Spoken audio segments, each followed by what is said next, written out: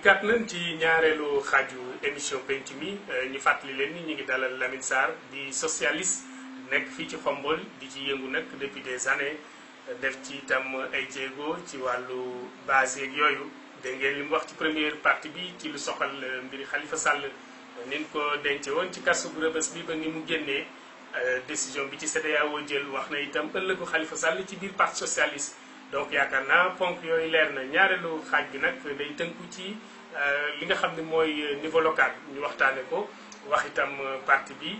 parti socialiste nan lay doxee ci biir Xombol Lamine ñu ñëw ci ñaareelu xaaj bi gis nañ ni fi ñu toll nii daanaka Benno Bokk Yaakaar rek la ñuy dégg ci biir Xombol parti socialiste suñu tante di Soxna Mbaru Dieng di suñu yaay également moom la ñu gisoon mu ci doon milité mais léegi daal dafa am tekkaaral moom nag amaguñu chance pour dalal ko ci émission bi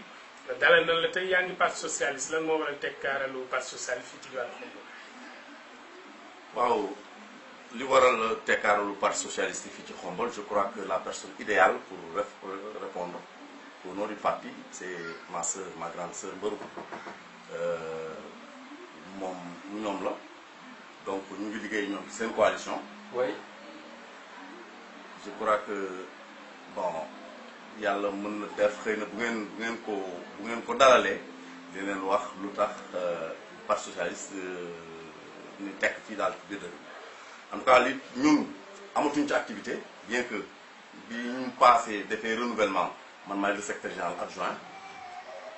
mais bu boobawaat léegi parti bi aussi am na dox bu mu ay jéego yu mu def yoo xamante nii bon li xew au niveau national répercuté na Xombol maanaam am na parti genn ci parti bi lenn lu nekk biir Benno am lenn ci parti bi loo xamante ni nekkatuñu Benno sentiru suñu seen bopp bon gisatuñu seen bopp Benno donc génn nañu ñu ngi jéem def leneen ay élections jaar nañ ci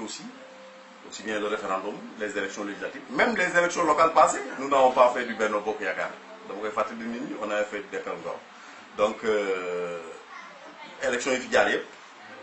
donc ñëw mu am parti lenn ci parti bi mu nekk Benno ci référendum bi législatif ba ci présidentiel yi passé de toutes les façons il y a une partie du parti socialiste qui est dans son Benno et peut-être xëy na ñoom bu ñu leen laajee dañ ne ñoom dàq nañ leen mais de toutes les façons on ne se sent plus dans le parti on est à l'écart voilà. mais lan moo waral problème boobu ndax yow conseil municipal la. waaw da ngay dem ci nas bi ak nocc bi. lan moo waral crise dafa mel ni kon crise bi ne au niveau national dafa répercuté wu au niveau local. wax naa la ko ndax boo ko waxee dafay mel ni yéen ci seen biir sax fii ci Xombol dañu am jafe-jafe. non wax naa la loolu dama ni waral benn xaaj bi nekk ci Benno beneen xaaj bi féete di defar seen côté. waaw c'est-à-dire que il ne faut pas que ñu jéem a naxante li xew sur le plan national wax naa la ko sànq ñëw na ci parti bi au niveau local am na ci ñëw na ci parti bi yaa la élection yi fi jaar yëpp parti bi demul te da ngay gis benn lenn nekk dans le Benno ci référendum bi mu ne bii ñun ñu nekkoon ci benn xaaj ñu non législative ñu demoon dans taxawu Sénégal ñoom ñu nekk dans le Benno présidentiel ñun ñu soutenir le candidat du SEC ñoom ñu soutenir le candidat du Benno Macky Sall donc ah loolu mooy li nga xamante ni moo am. kon daal seen divergence depuis local 2014 yi. moo am ba léegi ah. waaw depuis local 2014 yi le parti à l'unisson. mais yéen a ngi à Xombol daggati au niveau may préciser local 2014 yi le parti socialiste la section de Xombol ñoo àndandoo benn say jiital seen candidat demoon ci coalition bu ñuy wax Dekkal Ngor defu ñoon Benno Bokk Yaakaar. jiite Mbaru soxna Mbaru Diagne waaw. mais amul benn jotaay boo leen sekk yéen ak suñu tante jooju suñu yaay Ajaratu Mbaru Diagne ngir waxtaane parti bi xool également naka ngeen di def ngir gën ko dolli ay base ci Xombol. bon ndax amul benn jamono boo leen mas a toog nas leen boobu. donc xam nga man moom personnellement bu may wax dafa wax pour man en tant que ex numéro 2 bu leen comme moo ko mënee wax damay ni depuis local 2014 yi ba léegi nii toogatuñu fi tooguñu fi pour nas wala pour nocc dañuy jaar ne ñee jaar ni dañuy jaar ne ñee jaar ni mais problème du ay problème personnel mais c'est des problèmes politiques kii gisa ko nii kii gisa ko nële notre camarade Mbarou Dieng a beaucoup de mérite ci constance am parce que bu may gis lu Tanor Dieng mën a réclamer pour le parti socialiste Mbarou mën na ko réclamer Mbarou le parti a perdu le pouvoir mu resté malgré lépp lu mu war a def lépp loo xamante ni dal na ci kawam ay pression tout cela Mbarou parti perdre le pouvoir mu tenir le parti jusqu'à présent tenir le parti te lu ne man xam naa bu doon ni bu yëfi boppam dong ko ci jégaloon jógewoon na parti socialiste bu yàgg dem ci yeneen parti parce que lu ne proposé nañ ko fa mais elle a su tenir le parti ça c'est des mérites ko yoo xamante dañ koy reconnaître la nit ki comprendre nga maintenant nous avons des divergences de point de vue nous avons des divergences de point de vue et ces divergences de point de vue là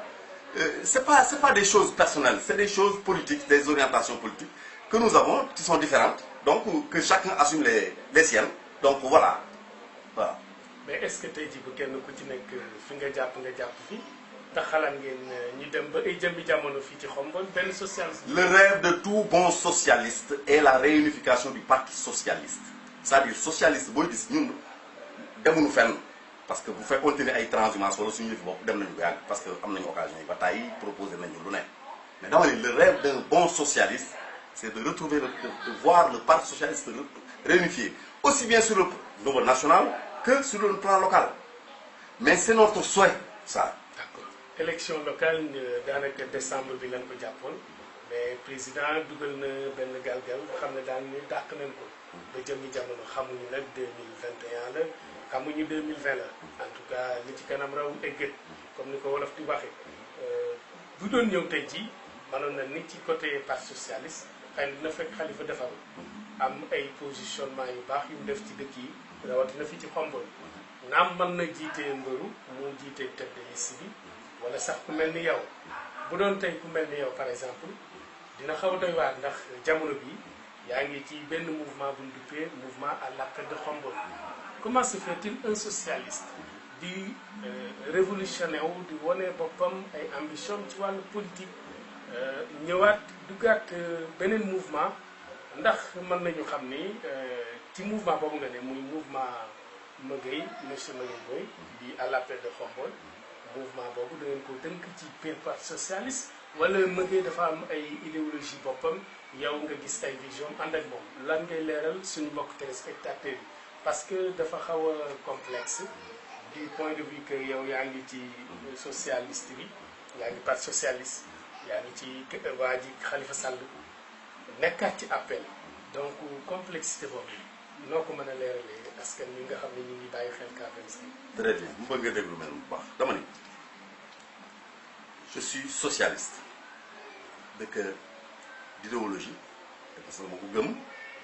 ba pare bi ma nekkee même en Europe j'ai milité dans les mouvements sociaux donc je suis un socialiste convaincu de conviction je ne suis pas khalifiste encore une fois je ne bëgguma ñu may tuddal ay khalifiste je suis un socialiste une personne de conviction socialiste benn bu ñu ñëwee à Khombole encore une fois ma dafa am lu ma bëgg a préciser parce que le mouvement ànd dooleel Khalifa à Khombole bi ñu fay dem aux élections législatives dañu fa demoon parce que tout simplement il fallait qu'on trouve un cadre bu ñu mën a accompagner Khalifa Sall mais du ñu ay khalifiste encore une fois bokkuma à l'écart bien que bi ñu tasee foofu nee nañu ma def coordonnateur provisoirement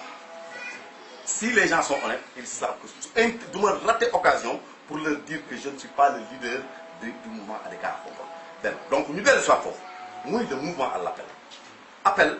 gis nga nit ñi franc le mouvement à l'appel y a des gens yoo xamante ni c'est ay PDS lañu ñu ngi biir mouvement à l'appel le mouvement à l'appel am na des gens yoo xamante ni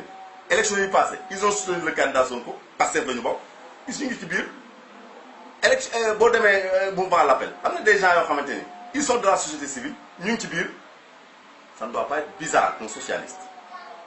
se retrouve dans le mouvement à l'appel je suis te ma waxaat la leneen aussi boole la ci ni la une élection locale parti bu mu mën ci bokk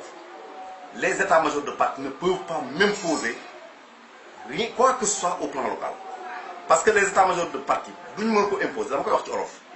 parce que réalité locale bi xamuñu ko xamuñu réalité locale bi xamuñu quels sont nos problèmes xamuñu qui est qui et qui ne l'est pas. Donc man personnellement comme on avait fait en 2014 na ko gars yi dellu si encore on avait fait du Dekangor, on avait catégoriquement refusé de suivre le Parti socialiste dans son bel nom. Nous, le Parti socialiste à Khombole, on avait dit que non, nous devons aller avec Bessignac pour faire notre Dekangor. Donc, man, au niveau le plan national, les responsables nationaux ne peuvent pas m'imposer de soutenir ou bien de me positionner par rapport à leur, par exemple, à leur, wow. Man, une élection locale est une élection locale. Une élection locale est une élection locale. On réfléchit localement. On pour trouver un projet de développement local et un projet de gouvernance locale. Je l'ai vu dans le mouvement à l'appel avec Honest Magayboy. On travaille là-dessus. Xam nga buñ ko nattee ci coalition Benno Bokk Yaakaar kenn ku ci nekk ci biir coalition bi da nga am loo apporter APR kenn ku ne da nga am loo indil APR moo xam ay vision la wala ay alternative ci côté développement bi nga xam ne foofu nga daanale ndax yéen parce que sànq nee nga fi waa PDS ña nga fa waa Pastef ña nga fa ak yeneen parti yoo xam ne ñu ngi ci mouvement bi foofu bëgg nañoo xam les responsables du mouvement xëy na dinañ ko dale lii jëmmi jamono muy suñu frère Maguette xëy na da nga ko dalal di waxtaane moom it mouvement bi loolu yi dina soxal àdduna soxal Khombole waaye nga xam ni ñu ngi bàyyi xel K25 ndax tey ji mën nañoo xam ni parti yi nga xam ni ñoo koy jàppale nan lañ fa duggee ku mel ni yow par exemple en tant que socialiste nan ngeen fa duggee ndax da ngeen koo proposé da ngeen di décliner benn feuille de route boo xam ni lépp lu aajoo ci wàllum développement wala wàllum suqali wala wàllum yeesalaat da ciy tënku naka ngeen diisoo ak moom Maguette moomu jiite à l'appel di suñu frère ngeen jéggal ñu monsieur Maguette Boye au nom du respect ndax nit la te itam doomu Khombole la kon nañ ko jox cër boobu nag moom fu mu féete ci ban bannière ba tax na yéen ngeen wuyti ko ak yéen ñi ko wuyti itam loolu ñu ko yóbbaale ngir ngeen mën a xam nga moom lan la ndax socialiste la ndax lee la wala déet loolu nga ma bëgg a laaj man du ma la wax sama gént wax nga sama gént morom boo ko dalalee de Malick defal naa xam nga moom xam nga fi ñu toll nii yow li nga expliqué nekkatu sax mouvement mais plutôt un parti non c'est pas une coalition autant pour c'est pas un parti une coalition le mouvement à l'appel de Khombole parce que nee nga PDS ñu ngi ci biir waaw nee nga waa Pastef ñu ngi ci biir yow en tant que socialiste yaa ngi ci biir ak ñeneen ma préciser dama la wax rek am ñoo xamante ni ay responsable ñu la ay militants ailleurs wala ay électeurs ailleurs ñu ñëw ci biir mouvement bi man socialiste la ma dugg ci biir mouvement bi c'est-à-dire que bu may dugg ci biir mouvement bi sama casquette parti dama koy teg fee est-ce que déggoo suma casquette parti ci biir mouvement bi dama koy teg fële keneen ak keneen bu ñëwee ci mouvement bi day teg casquette parti xam lan mooy lan la leen on vient on parle de Khombole quels sont les problèmes de Khombole ak lan la ñu xalaat pour suqali régler ces problèmes là yi nga xamante ni identifié nañu dans le cadre du mouvement mais les casquettes politiques d'appartenance politique tombent est-ce que comprendre nga suñu casquette yi day wàccee man bokk dama suñu sama bos keneen ak keneen ku bokk ci yeneen parti parce que bu ñu fi ñëwee lu suqali xam bu ñu dikkee du ñu wax ni man fee laa bokk man fii laa bokk xamal lan la ñëw on vient pour développer cette ville on a un projet on est porteur d'un projet de développement et de gouvernance locale loolu la ñu am. mais lan ngeen proposé ngir bëgg a liggéey moom. li propos dem ci élection locale. dama ni am na yoo xamante ni mën nañ la ko fësal d'abord mais am na yoo xamante ne nii au moment venu parce que aussi keroog dem naa mairie bi ma duggee ci mairie bi mu nuroo forêt classée ma ni actuellement on doit se taire les gens là doivent se nous devons nous taire ñun ñëpp. élection yoo xam ne président daal moom boobu nee na la xamul kañ la mais dañoo bëgg a toog di calculer Maguette Boye mooy doon candidat diw mooy doon candidat diw mooy doon candidat ñu bàyyi dëkk bi du liggéey nañu xalaat suñu dëkk bi d'abord yow daal jàppoo ni ñi nekk ci dëkk bi liggéey. Non, mais c'est-à-dire que la seule institution municipale, il faut mettre le pied à l'intérieur de l'institution municipale pour voir que mais il y a beaucoup de manquements dans cette ville. Loolu rek dafa doy waxuma nag yeneen affaire yoo xamante ni ñu ci biir donc ma wax la ni la ñu demaat encore toujours ci mouvement l'appel dama lay wax parce que ñun nous sommes porteurs d'un projet de développement lan la ñu mën a apporter lan la ñu bëgg pour cette ville déjà dama ni maa ngi koy wax fii l'autre jour ci benn télévision nee naa leen bis bu ñu paree ci investiture yi d'après li ñu bëgg bu paree ci investiture yi ba pare gis naa dina am ay collectivités locales yu ñëw à Khombole pour jàng naan waa appel lu ñu investir pourquoi ñu am bii conseil municipal lu tax ñu fexe ba am bii représentativité parce que une élection locale c'est le choix des gens qui représentent la collectivité déjà bu ñu demee ci investiture yi maire boo xamante ni nii du doon buur du doon bu muy avoir une majorité écrasante heureusement qu'avec le dialogue national d'après mi ngi dem ñun li ñu mës a gën même bi ñu jógee Europe parce que loolu la ñu gisoon Europe ñun ni qu'il faut passer à l'élection directe du maire pour au moins protéger le suffrage des Sénégalais heureusement que le dialogue national mi ngi di régler boobu problème passer à l'élection directe du maire mais dama ni un conseil municipal responsable accompagne un maire engagé moo mën a développer Khombole te mouvement l'appel ñun loolu lañ ci bokk na ci li tax ñu intégrer le mouvement boo ko nag les projets de développement yi nga xamante ni secteur bu nekk domaine d'activité bu nekk nous avons un projet prêt. yaa ngi wax wàllu projet. waaw te itam nee nga pare ngeen ci projet. waaw donc man nag ni seen lépp pare na. projet Pontedera di projet hydro-agricole. boo xam ni au temps de Babacar Ba la woon. mu nekkoon Khombole. defe naa ñu prévoir woon ci lu toll ci junniy employé. waroon cee bayu maraîchage maanaam xeetu fruits yeeg xeetu légumes yi nga xam ne moom la ñuy jëfandikoo ñu ko fay bayee. waaw projet boobu tey jii ndax dëxëñ ngeen ko ci seen biir programme pour sukkali ko ak taxaw gi nga xam ne taxawee na ko ndax am nga ci jàngat. projet boobu dama ni la domaine d'activité bu ñu gis Khombole le mouvement à l'appel am na ci xalaat le moment venu on va proposer au Khombolois lu ci nekk. mais balaa ñuy dem élection je ne suis pas encore une fois je ne suis pas le coordonnateur je ne suis pas le coordonnateur je ne suis pas le duñu permettre te du ma mës a permettre quelqu'un qui fait avancer les Khombolois ci lëndëm dama ni balaa ñuy dem élection Khombolois yi dinañ am une idée très claire ci domaine d'activité bu ne lan la leen appel di proposer benn le projet Pontedera dama ni dafa bokk ci projet yi. ci li nga xamante ni on va dama ni le projet Pontedera d'abord ça fait day firndewaat encore échec bu équipe municipale bi fi nekk. non projet Pontedera. depuis Babacar Ba je sais Babacar Ba moi je l'ai combattu je ne suis pas un nostalgique de Babacar Ba. mais pour lan nga je l'ai combattu mani xam nga le projet Pontedera yaa nga fa def mu fekk ma sax fañ ko doon nasee muy Italie donc muy échec ci Babacar Ba d'abord ba ñu acté ba ñu d'accord échec ba. ñu ñëw ni le gouvernement bi fi équipe municipale bi fi nekk nii mais le conseil municipal je suis un conseiller le conseil municipal mais ñaata yoon lañ ci xalaat dem nañ ba indi fi ay nit yu bëggoon a reprendre le projet Babacar Ba bi muy dem leen ngeen gis ko ngeen laaj ko il avait laissé un projet pour la reprise avec le projet ANIDA ñoom xam nañu dinañ ko déglu li may wax ni ak waa ANIDA yi dans l'eau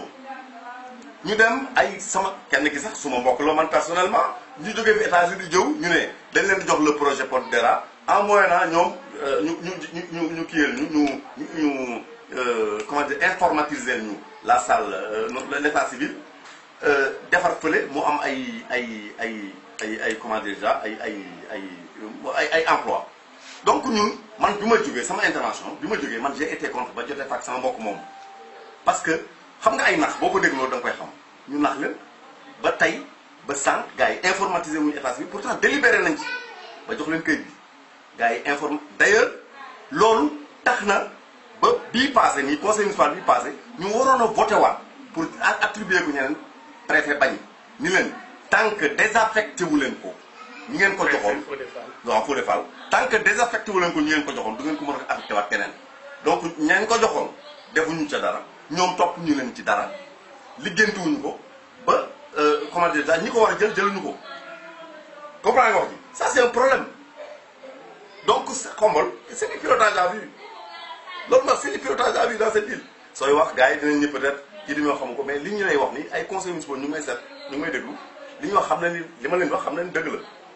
la 2 fois ay benn projet de logement aussi boo xamante ni amoon na fi keroog bu ñu koy voté je me rappelle tunisien yi bi ñu diggee dama jóg jël parole man leen lii ñii bu est-ce que nekkuñu ñoo xamante ni dañoo soxla délibération pour dem ñu financer leen ñu seey projet boobu parax daal di xëddën ba tey. léegi yéen nag xam nga bëgg nañoo xam comme que wax nga fi jafe-jafe yépp ci projet bi natt nga ko fu bari nee nga sax fekk nga bi ñu koy nas. waaw yaakaar naa lu bari xam nga ko ci. dama ni boobu fekk na ma Italie. fekk na ma Italie boobu mu mënta ñettee nas. mais am na ay écho yu ñu ci xamoon ba yu bari. d'accord mais écho yi ay suuf si wóor la. ah ay. suuf si wóor la ni koppar bi doon liggéey ba ni mu ñëwee. non ay suuf si wóor man Lamine sax dama lay wax sama akulaay taala.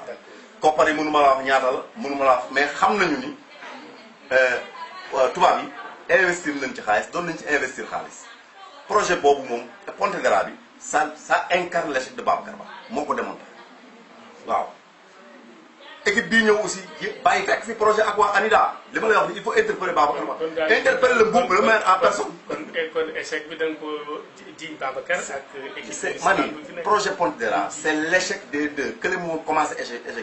kii bu mu dikkee rectifier ñemewuñu defuñu dara pour rectifier. d'accord léegi bu échec amee ci li nga wax lan mooy naka la ñuy def pour relance am ndax seen projet bi nee nga dugal ngeen ko yéen ci seen fil conducteur maanaam li ngeen fas yéene demee campagne ëllëgu élection locale yi fii ci Khombole ngir mën a convaincre askan wi lan ngeen ci prévoir ak naka ngeen koy relancer bu ko defee échec yi nga wax te nga jàpp ni am na askanu Khombole mën ko fàtte. dama lay wax ni la le mouvement à l'appel de Khombole du xaar ba élection ñëw avant élection yi di ñëw on va produire au Khombolois ci domaine bu nekk. may ma ma ñëw projet boobu non projet boobu xam nga également bu ñuy waxtaan yi. waaw war nañu waxtaan ci logique. ndax yaakaar naa téléspectateurs yi ñuy seetaan ñoom bëgg nañu xam lu leer ci biir moomu la. te itam yow socialiste nga bokk nga ci à l'appel yéen a ngi dem élection locale. nee nga daxa ngeen ko ci seen biir programme. war nga leeral askan wi. naka ngeen ko defañee pour relancer ndax wax nga ni échec am na. waaw yow yaa ko waxal sa bopp. yaa ni jóge na ci Babacar mi fi nekkoon te projet bi fekk ko fi ba ci gouvernement bi nga xam ne moo fi ne actuellement fii ci Khombole kon nag yéen boo leen dégager lii war ngeen a indi loo xam ne yees na am déet. très bien lu yees. loolu nga war a leeral lu yees yooyu ci boppam laa lay wax ni loolu dinañ ko indi ndax dama lay wax secteur bu nekk muy projet Pontedera boobu. dinañ jël ay boroomi xam-xam yu xam ca loolu jël nañ leen dinañu jébbal këyit après bu ñu diagnostiquer le problème. kon maanaam daal. bu ñu on est en. yéen taxaw leen pour relancer mais ci phase diagnostic ngeen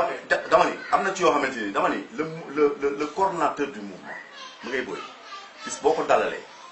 dina la gën a xóotal ci li may wax nii dina la gën a xóotal bu baax ci li ma lay wax nii secteur domaine d'activité bu ne dans cette ville. comme ni muy représenté wu ci conseil municipal bi domaine d'activité bu ne ba ci baykat bi day ñëw maçon bi day ñëw corps de métier dañuy dugg si noonu la seen i activité aussi lañ koy jébbale Khombole domaine d'activité bu ne xalaat nañ ci lii njàng mi njàngalewaat ba ci export bi marché bi liñ ci war a jubbanti yépp xam nañ ko te incha allah on va dire au Khombolois liñ ci war a def ak lan la war a jar ak xaalis boobu fu ñu koy jëlee. kon daal dafa mel ni Lamine bu ñu la déggee sa kàddu ñi nga xam ni ñoo fi nekkoon muy Babacar bi ñu fi cité ak actuel régime bi xëy na li ñu jéego ci Pontedera bi dal na xel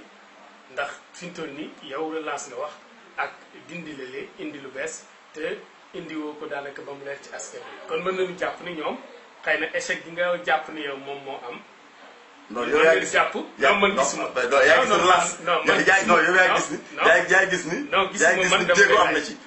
mais yow boo xëyul suba war nga jël sa télécaméra nga xëy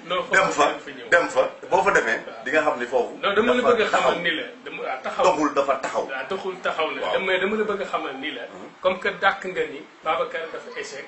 gouvernement bu bees bi fi ne te suñu mën naa ni papa di suñu maire Pam bu jiite kon ñoom mën nañu jàpp ni xëy na échec amul ci liñ jàpp ndax bu fekkee yow da nga ni ñoom dañoo échec yéen taxaw ngeen ci biir à l'appel yéen a ngi ko bëgg a relancer leeraloo askan wi. c'est-à-dire relance ba. relance bi naka ngeen koy doxalee. ñun duñu maire relance mais c'est-à-dire que ñun Malick nangul benn affaire. nii ba Babacar échoué tool bi taxaw ñii ba nu dikkee bu nu capable woon relancer nañ ko kon ñun duñu relance bi doo si ñun ñii danoo xool la. waaw mais relance bi c'est-à-dire yéen nekku leen maire. waaw mais ci seen biir programme. ak seen i ambition politique. ci local yéen jëm. waaw. te yow yaa ko wax. nga ni secteur yëpp laal ngeen fa. bu ci nekk laal dinañ ko ma ne la ndax relance ndax fas yéene ngeen ko relancer ndax jàpp nga ni échec am na. nga ni ma waaw. mais ci sa biir explication ba tey léeraloo xomboluwaay yi. nan lañ koy yéen naka ngeen koy defee. naka lañ koy relancer. waaw loolu nag dama lay wax ni la. parce que xam naa laa wax. il faut que askan wi xam domaine d'activité xombol regorge de cas domaine d'activité bu ne dama ni dinañ ko diagnostiquer am na yoo xamante ni diagnostiqué nañ ko ba pare dinañ ko diagnostiquer relancer ko ba mu nekk xam nga ñun on croit au développement durable loo xamante ni bis bu déclenché du taxaw wala déggoo li ma la wax dama ni la mouvement à l'appel domaine d'activité bu ne y compris le projet Pontedera sera relancé avec si le mouvement à l'appel prend les rênes de ce dire. xam naa dinañ ci ñëwaat ci suñu yeneen jotaayu plateau muy le responsable du mouvement. Inch'Allah wala ku mel ni yow. dinañ ci ñëwaat. ñu ñëw tuuti ci Khalifa. ñu ñëwaat ci Khalifa Sall. ndax fi mu toll nii génn na kaso bi dem na Tivaouane ñëw Massalikul Jinaan def ay ñaanam jégluwaat Sénégalais yi keroog bi muy génn Rebeuss ba ni muy demee Parcelles daanaka mën naa ni marée humaine ñoo ko teew fu ne la adduna nit jugee ci diwaanu Ndakaaru dem gunge ji ko ba ci yaayam ndax xalaat nga tey jii ñu dugal galgal boobu ñu duppee amnistie pour noppal nag Khalifa Sall ci baagante ci justice ak kaso ndax ba léegi leeral gun ni amnistie nañ ko wala dinañ ko amnistie amaguñ ci lu leer ndax dafa lëndëm ci suñuy gët yow en tant que socialiste ndax mënoo am benn jàngat wala nga prôner un tout petit peu de l'espoir wax ni amnistie boobu war naa mën a ne mais ci condition bi wala wërta mën a ne nanu dégg ni ku léegi. merci keroog bi mu génnee kaso dañ ma woowee ni ma day génn tey dama waroon dem terrain dew ma dama jàpp d'abord ñaari rakk gërëm yàlla ñu tax mu génn ñu ko génne maintenant li nga xamante ni nii moom mooy luñ ko teg lu koy topp ba ñama ca jotal teg téléphone ca jour boobu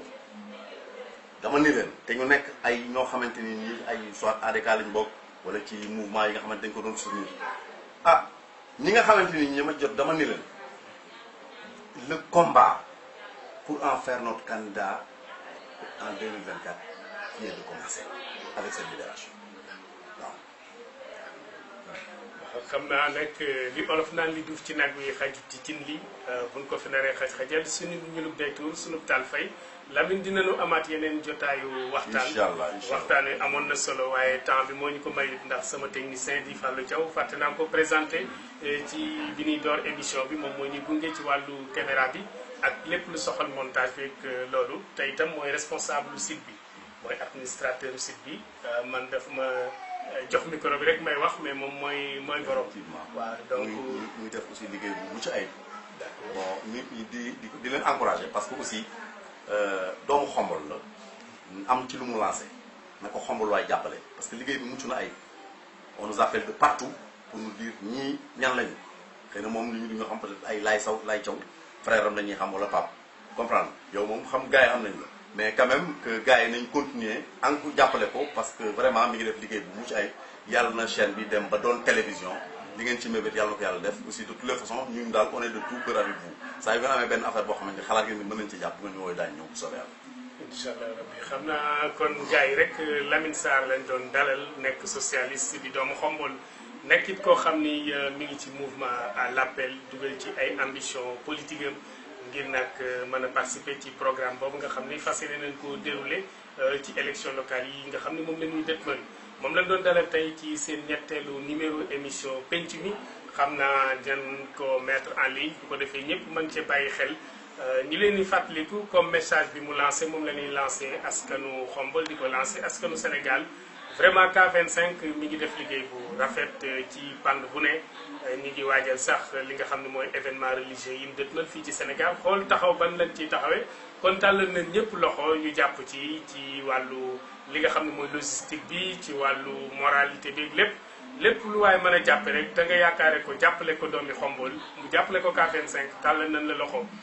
tey itam beddiwuñu kenn xaajalowuñu kenn rejeté wuñu benn diine wala tarixa képp koo xam ni pare nga rek mën nañu ñëw ci yow réaliser le say événement muy reportage ak lépp kon nag loolu message bu ñuy lancé la waaye du publicité ñu ngi ciy jégaluwaat xam naa Lamine kàddu gu mujj gi yaa ngi waaj a gis Khalifa Sall xam naa certainement ndax di nga ko yóbbu Nimzat wala déet mooy sa kàddu gu mujj nga. incha allah loolu lañ bëggoon bu yàlla def ñu ànd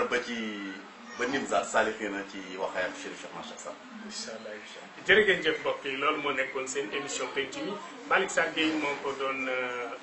dalal ki nga xam ne moo di Lamine Sarr Malick Sarr ko doon dalal doon ci ànd ak Fallou Thiaw mu ngi doon gunge ci caméra bi. moom moo doon dalal baayam quoi. waaw Malick Sarr moo doon dalal baayam. waaw comme li Lamine wax. moo doon dalal doomam. doomam man maay sa waajur kon donc noonu la demee muy koo xam ne également waajuram bokk ak sama turandoo Malick Sarr. mu ngi vraiment lu am solo kon tey mbégte la ci man ma dalal ko ndax nag fi ma ñëw sama kër la kon ñi ngi jox ñëpp di daje di leen bàyyi daal ak seen chaîne K25 ba jëmmi jamono incha allah jërë ngeen jëf.